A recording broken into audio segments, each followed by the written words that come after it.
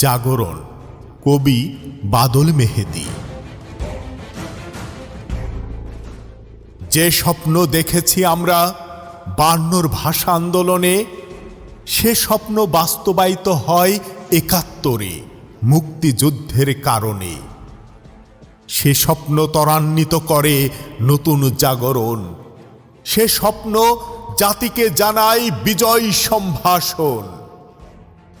এ জাগরণ এসেছে অনেক ত্যাগের বিনিময়ে। এ জাগরণ এসেছে লক্ষ প্রাণের আত্মবিসর্জনে। এদেশে ব্রিটিশ তাড়াতে অস্ত্র ধরেছে যারা, তাদের ভাগ্যে জুটেছে ফাঁসির দড়ি অথবা দ্বীপান্তর। সায়ানাইডের বিষে বীর নারী প্রীতিলতা মৃত্যুকে করেছে বরণ, করেনি আত্মসমর্পণ। পাকিস্তানি শাসক গোষ্ঠী বাংলাকে করেছে শোষণ। ওরা চেয়েছিল বাংলাকে বানাবে কলোনি, শোষণ করবে আজীবন।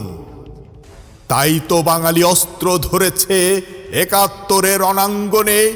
যুবক থেকে বৃদ্ধ অকাতরে দিয়েছে প্রাণ, বিনিময়ে তারা ছিনিয়ে এনেছে বাংলার স্বাধীনতা, আজও যা বহমান।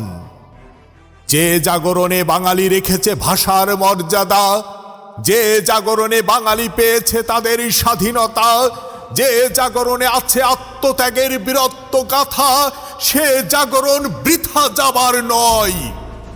সে জাগরণ থাকবে পতাকায় উড্ডীন।